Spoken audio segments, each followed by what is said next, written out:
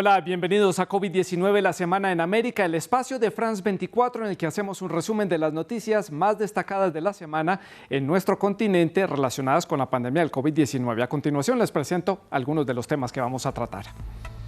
En nuestra consulta con el médico tendremos a una especialista invitada con quien hablaremos del sublinaje de la variante Delta recientemente encontrada. Hablaremos también del aumento de los casos en Europa a pesar de haber tenido una rápida vacunación y de haber tomado medidas durante el verano boreal y cómo esto también puede servir de espejo para América Latina para no repetir este mismo escenario.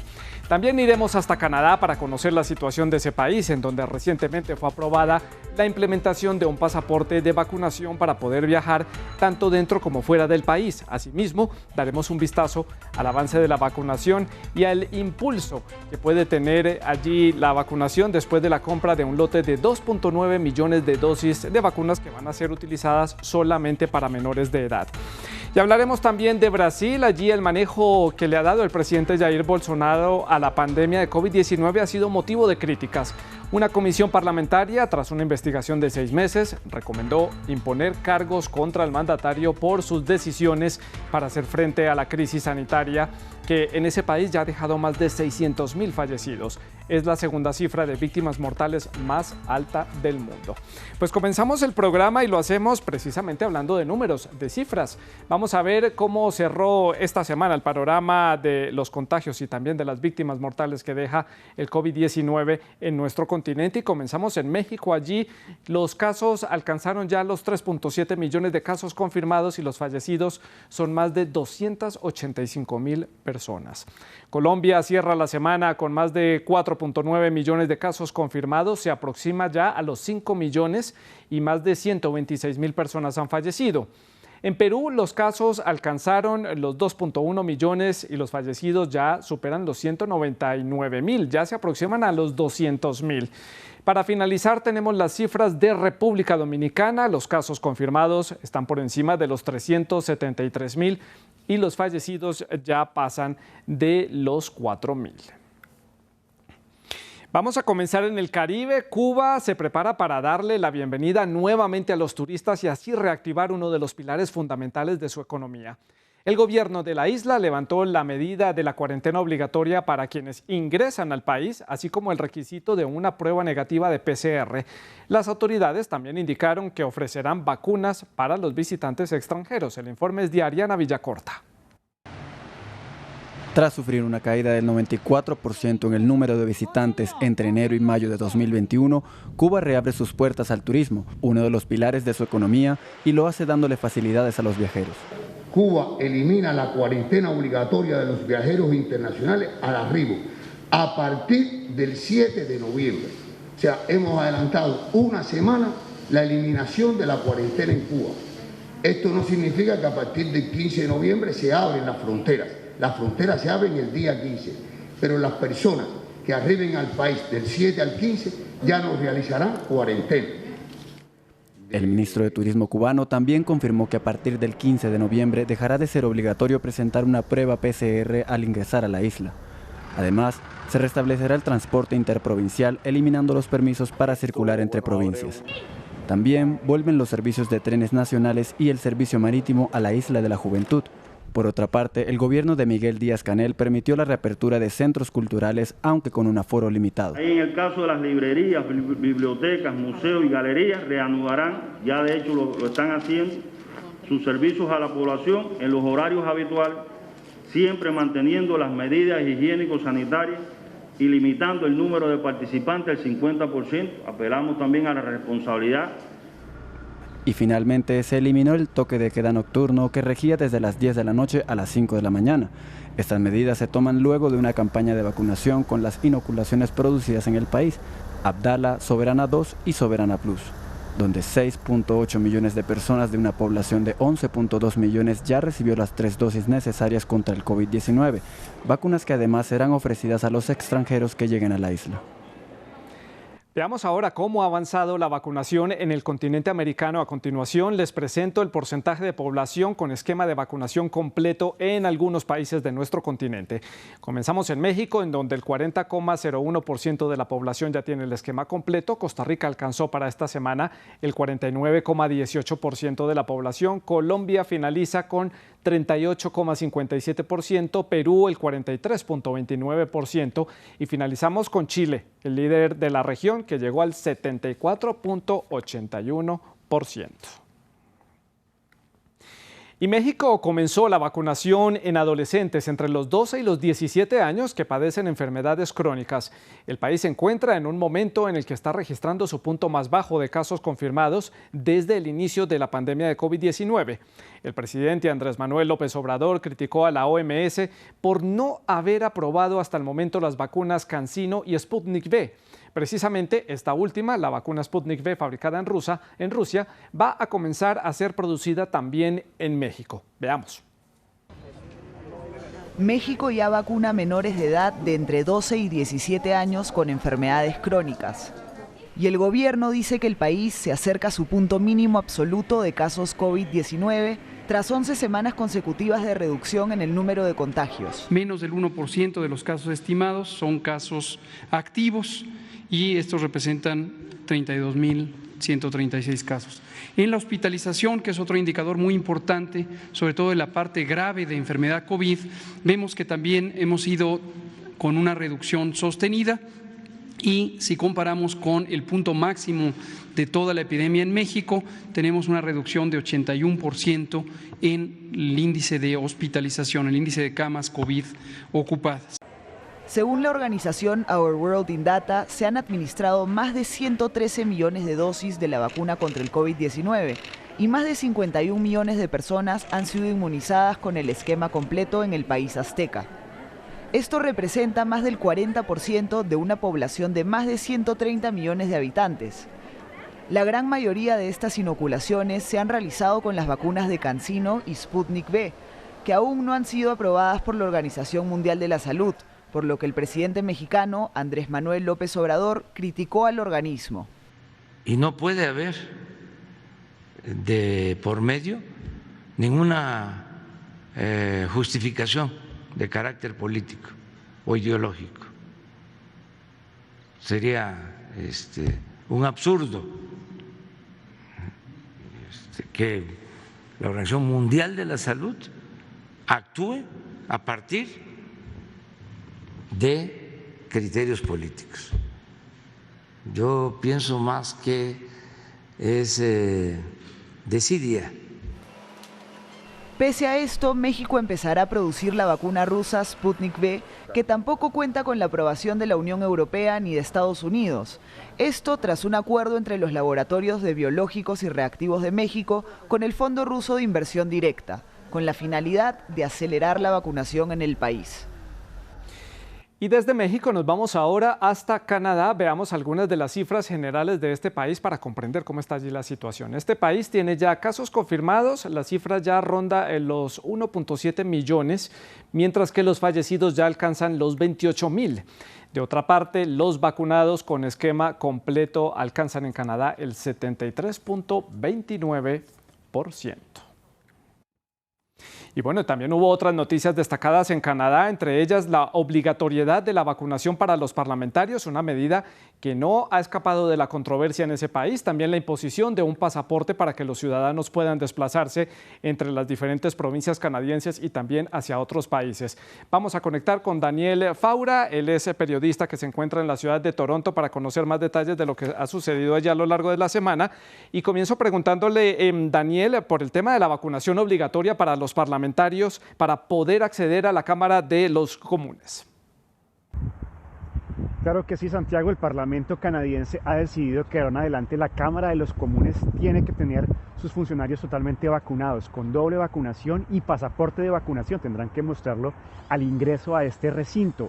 Muchos están en desacuerdo, como el congresista del Partido Conservador Blake Richards, quien está diciendo que esto atenta contra la libertad y la democracia en Canadá, ya que ellos fueron elegidos democráticamente el pasado mes de septiembre e iniciarán labores el próximo 22 de noviembre. Así que es una batalla que no tiene mucho futuro, ya que 7 de los 9 diputados que deciden las reglas del Parlamento han dicho sí. Daniel, le quiero preguntar ahora por ese pasaporte de vacunación para que los ciudadanos puedan moverse entre las diferentes provincias canadienses y también fuera del país. Sí, ciertamente el pasaporte de vacunación ya es una realidad en Canadá. Es una idea del primer ministro Justin Trudeau que va a ser extensivo a las 10 provincias de Canadá. Va a servir para que los ciudadanos, los residentes canadienses puedan salir del país o se puedan mover dentro del país en avión, en tren o entrar a ciertos recintos. El gran desafío para el primer ministro es hacer el lobby para que este pasaporte sea aceptado en otros países.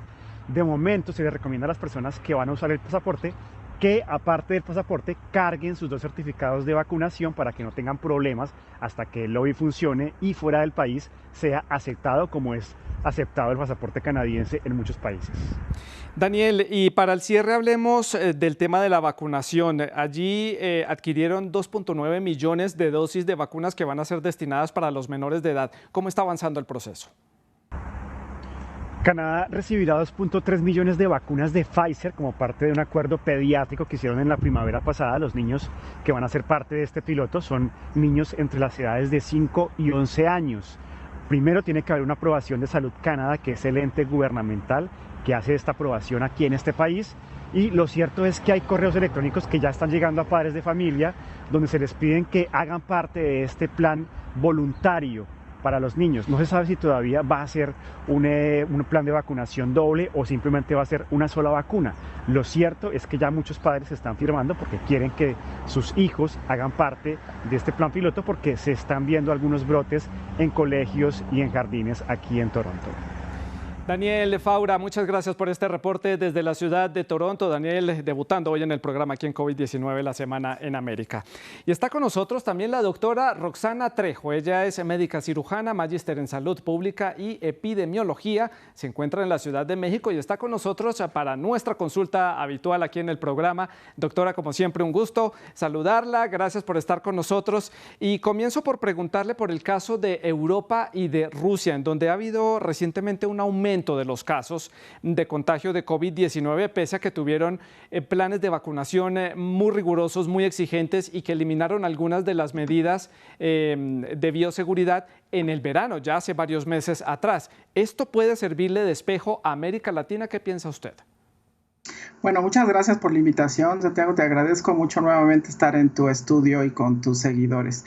Pues lo que está ocurriendo en Rusia es algo que nos puede vislumbrar lo que puede ocurrir si el tema de vacunación no se lleva de una manera homogénea y si detectamos o tenemos personas que deciden no vacunarse. Lo que está ocurriendo en Rusia es que los casos están aumentando día a día, las muertes también, y tiene que ver mucho también con el porcentaje de vacunación que ellos tienen hoy, ¿no? Es un porcentaje de vacunación que no es muy alto, es un porcentaje de vacunación que no les da esta inmunidad colectiva que deberían de tener por país y que al final no tiene que ver con un tema de producción de vacuna, porque ellos también dan vacuna o venden vacuna hacia otros países. Tiene que ver más con un tema de sensibilización en la población y lo que está ocurriendo hoy es lo que puede suceder. Y también las medidas que se tienen que tomar y que debemos de seguir hoy de protección, pues también están abajo y por esta razón está en esta situación Rusia en este momento. Bueno, un ejemplo sin duda alguna, doctora, para la región de América Latina de cara a las vacaciones que se vienen para diciembre, para la Navidad.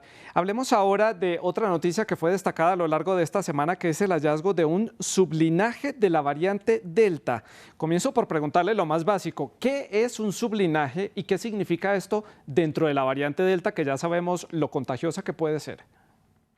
Bueno, los sistemas que se tienen en algunos países, no en todos, pero hay sistemas muy robustos de detección de vacunas y de seguimiento a estas variantes. Sabemos hoy que la variante Delta no es un nuevo virus, simplemente es la mutación de esa variante ancestral original del SARS-CoV-2 que fue en 2019 y la cual ha ido mutando, sea para fortalecerse o para disminuir sus fortalezas. Y este tema sublinaje, pues son estas variantes que salen de otra variante como puede ser Delta. Lo que se detectó es que existe como una mutación en la variante Delta que esta mutación puede haber un aumento en los casos, que puede ser que exista un aumento en la transmisibilidad. Todavía no se tiene certeza de esto, se ha observado algunos casos específicos en algunos países como Reino Unido, algunos también en Estados Unidos, muy pocos, pero al final no se observa que sea una variante de preocupación. Hoy está categorizada este sublinaje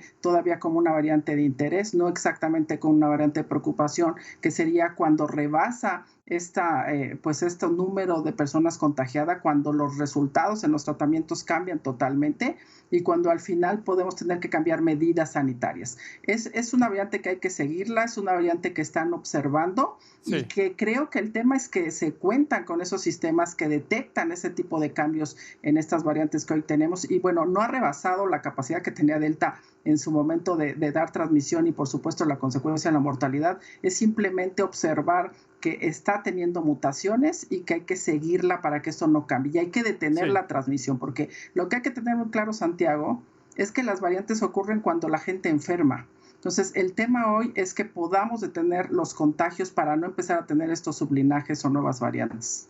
Hay que seguir entonces haciéndole seguimiento entonces a este sublinaje para ver cómo se desarrolla este tema. Pasemos ahora a hablar de otro tema destacado esta semana también en el área médica y científica, doctora, y es no un sublinaje, estamos hablando ahora sí de una variante, la AY4.2. ¿Qué características tiene? ¿Qué se sabe en el mundo científico y médico de esta nueva variante? Y si tenemos que preocuparnos ya también, así como nos tenemos que preocupar de la variante Delta.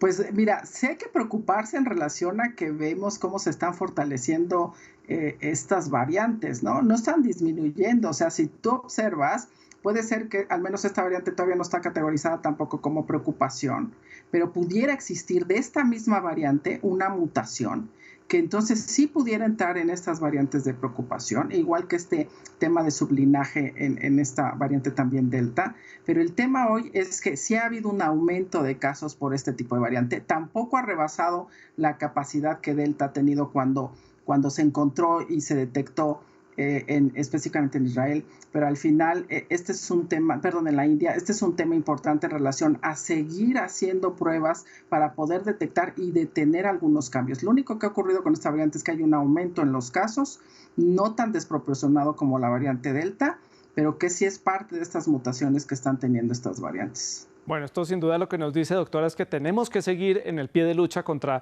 el coronavirus a pesar del avance de la vacunación, a pesar de los cuidados que tengamos.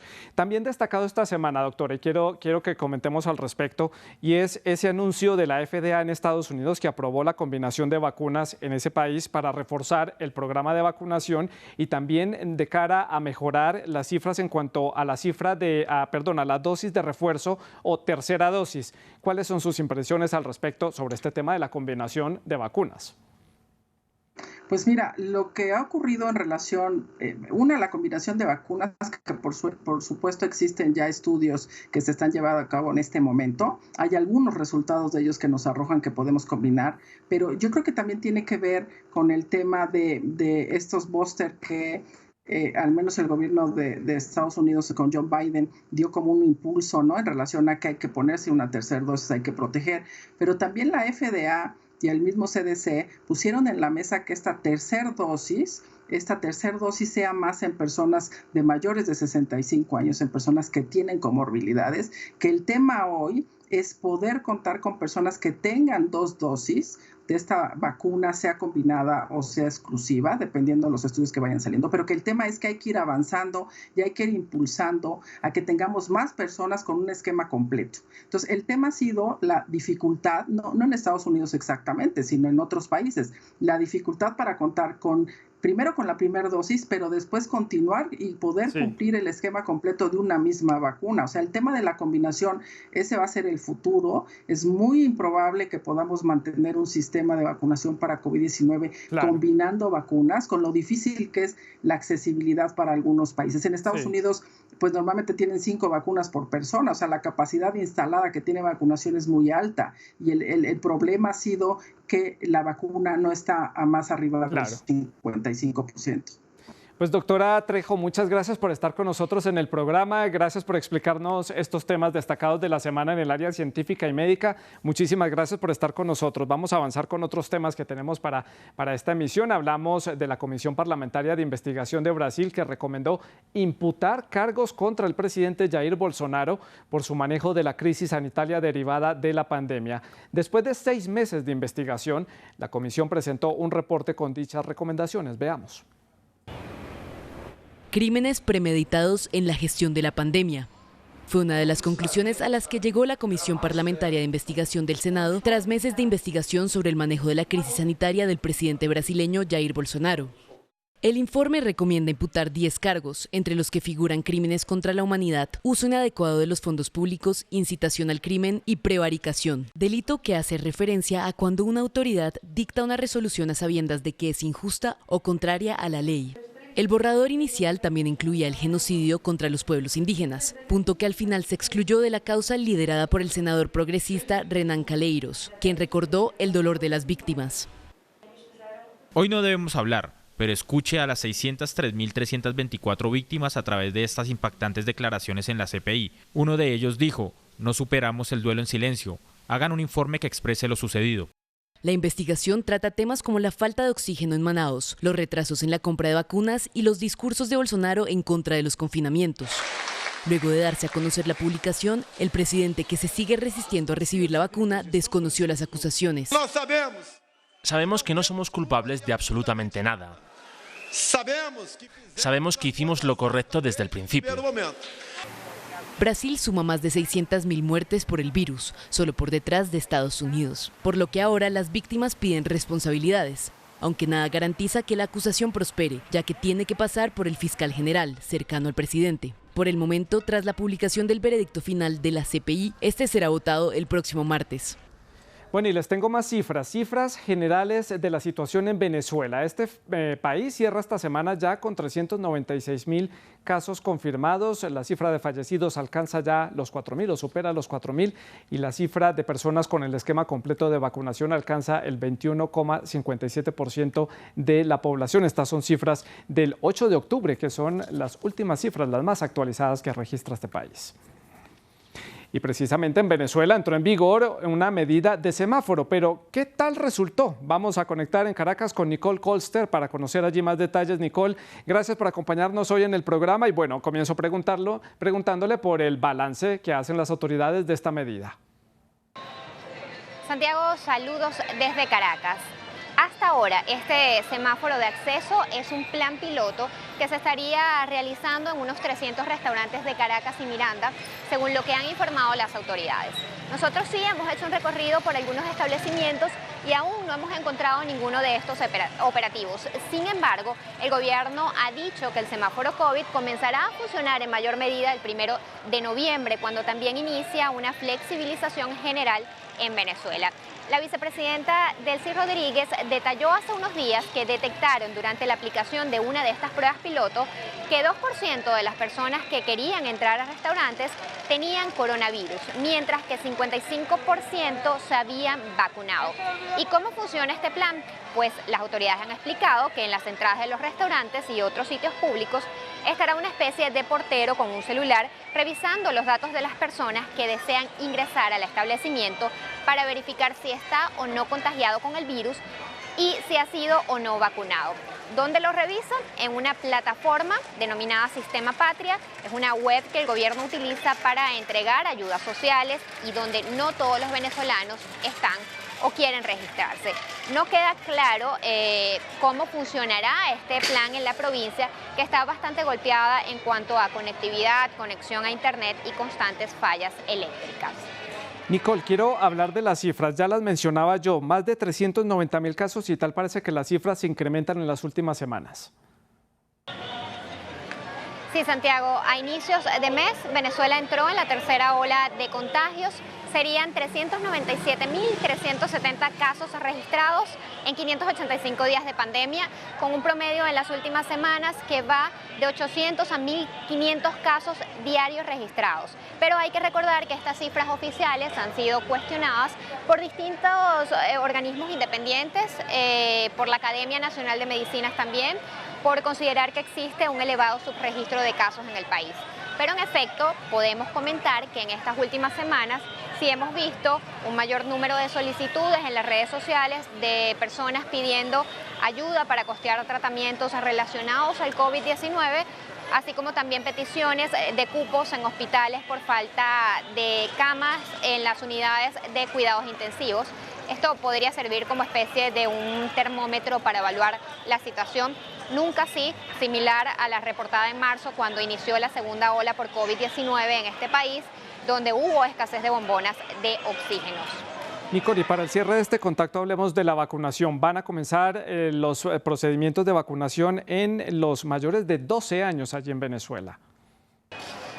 Sí, te comento que el proceso de vacunación se ha acelerado este último mes con la llegada al país a través del mecanismo COVAX de varios lotes de vacunas que incluyen la Sputnik, la Sinovac y la Sinopharm.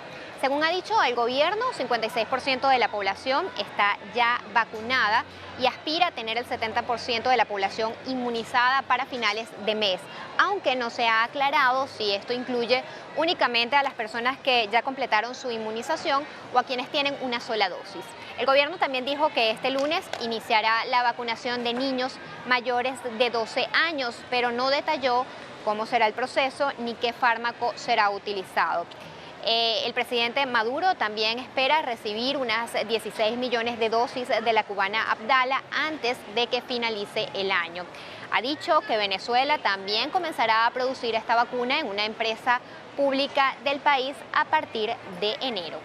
Nicole, muchas gracias por este completísimo reporte desde la ciudad de Caracas. Vamos a cambiar de país. En cuestión de días entrará en vigor en República Dominicana la medida que establece también el uso de una tarjeta de vacunación que será un requisito para poder acceder al transporte público, a los espacios públicos, también para ir a trabajar y a estudiar. Obviamente esto provocó diferentes discrepancias entre los ciudadanos. Veamos. La tarjeta de vacunación contra el COVID-19 se volvió un requisito en la República Dominicana, debido a una iniciativa del Ministerio de Salud Pública de este país. Las personas mayores de 12 años que no hayan recibido el esquema completo de vacunación no podrán asistir a sus centros de trabajo, de estudios o de ocio, y tampoco podrán utilizar el transporte público. Sin embargo, no será un requisito para ingresar a los centros de salud públicos y privados y las iglesias, así como tampoco para los turistas. Esta medida generó un efecto inmediato entre la población. Informamos este miércoles que en el país persiste la demanda de vacunación, aplicándose cifras récord los días 18 y 19 del presente mes, con 116 y 124.000 inmunizados respectivamente, con primera, segunda y tercera dosis de vacuna. Según la organización Our World in Data, más del 47% de la población dominicana, que cuenta con más de 10 millones de habitantes, ya tiene el esquema completo de la vacunación. A pesar de que la medida ha tenido un impacto positivo, ha generado diferencias entre algunos ciudadanos. Yo vine hoy a vacunarme porque no quería vacunarme y tuve que vacunarme obligado. ¿Por qué obligado? Porque si el gobierno dice que tú no puedes ir a comprar a ningún sitio y tú no puedes ir a cobrar al banco ni nada, entonces uno tiene que venir a ponérselo. El de la seguridad me dice que le muestren una tarjeta de vacunación o una prueba de la PCR. Le digo que yo lo que tengo es una foto en mi equipo de la PCR realizada negativa y él me dice que si tiene más de una semana no puedo acceder al banco. El Ministerio de la Salud Pública advirtió que la falsificación de la tarjeta de vacunación conllevará al sometimiento judicial. Y les dejo otra cifra destacada. 115.000 trabajadores de la salud que están en la primera línea de lucha contra el COVID-19 han fallecido a lo largo de la pandemia de COVID-19. Así lo anunció el director de la OMS. Veamos. Un nuevo documento de trabajo de la OMS estima que 15.000 trabajadores de la salud pueden haber muerto por COVID-19 entre enero de 2020 y mayo de este año. Y brevemente les presento otras noticias destacadas de la semana aquí en COVID-19, la semana en América. La farmacéutica Pfizer-BioNTech indicó que tras hacer seguimientos e investigaciones pudo establecer que la inoculación de una tercera dosis de su vacuna protege hasta con un 95.6% contra el COVID-19. También brevemente les cuento que las autoridades de Bolivia dieron inicio a la inoculación precisamente de la tercera dosis de las vacunas contra el COVID-19. Y brevemente también les cuento que en Guatemala están presentando allí un notable descenso en el número de casos de COVID-19 después de que este país fuera azotado por una tercera ola que duró poco más de 4 meses. En la ciudad de Buenos Aires, la capital de Argentina, la mascarilla dejó de ser obligatoria en los espacios abiertos. La eliminación de esta medida tiene lugar después de que cerca del 70% de la capital ya estuviera con un esquema completo de inoculación. Buenos Aires respira sin mascarilla. Desde este miércoles, los porteños podrán ejercitarse, dar paseos por los parques y reunirse en espacios abiertos tal como lo hacían antes de la pandemia. Pero la verdad, para mí yo siento que ya es hora. Y siento que es algo que se puede sostener siempre y cuando se tomen otras medidas, por lo menos en espacios reducidos. Estamos entrando en cierta normalidad, pero no en la total normalidad. Por lo tanto, yo un tiempito más lo voy a usar. Ahora que vengo en espacio abierto, me lo voy a sacar porque me doy cuenta que me hace bien oxigenarme. Sin embargo, otros siguen escépticos. Creo que es una tontería, para no decir otra cosa. En este momento que estamos un poquito mejor que antes, decir no, ya está, ya no lo tenés que usar más. La decisión fue tomada debido al avance de la vacunación, en donde 70% de la población de Buenos Aires ya tiene la pauta completa. En la última semana, la ciudad registró una media de 142 contagios y la ocupación de las camas de cuidados intensivos destinadas a los contagiados de coronavirus están en su piso histórico, con solo un 3.2%. Las autoridades bonaerenses piden no relajarse. Ahora, yo les pido que sigamos cuidándonos y que sigamos usando el tapabocas cuando es necesario. El levantamiento de la medida se da en un momento en el que el gobierno argentino busca implementar su plan de apertura, que pretende reactivar la economía del país. El próximo paso será la reapertura de las fronteras para turistas de todo el mundo el 1 de noviembre. Y ahora demos un vistazo a otras noticias relacionadas con el COVID-19 destacadas en redes. Estados Unidos alcanzó 200 millones de vacunas donadas contra el COVID-19 como parte de su campaña de vacunación global, mientras que a nivel nacional la administración impulsa la dosis de refuerzo. Las dosis donadas incluyen más de 120 millones de excedentes de las reservas de vacunas que tenía el país. Más de 100 territorios han recibido vacunas de Estados Unidos. El Salvador habilita la vacunación contra el COVID-19 para extranjeros. Así lo anunció el presidente Nayib Bukele, que indicó que la medida también cobija a las personas que vivan en el país y que tengan estatus irregular. También para los turistas que solo deberán presentar su pasaporte y serán vacunados. Y Burundi comienza a vacunar contra el COVID-19 y destacamos esta noticia porque este país africano recibió apenas esta semana el primer lote de 500.000 vacunas Sinopharm para comenzar a administrarlas entre los ciudadanos de manera voluntaria. Esto demuestra que hay una disparidad en el otorgamiento de vacunas a través del sistema COVAX. 10 meses después de haber empezado a vacunar en América, este país comenzó su proceso. Es todo por esta semana aquí en COVID-19, la semana en América. Nos vemos la próxima semana con más noticias destacadas relacionadas con la pandemia. Siga con la programación de France 24. Hasta entonces.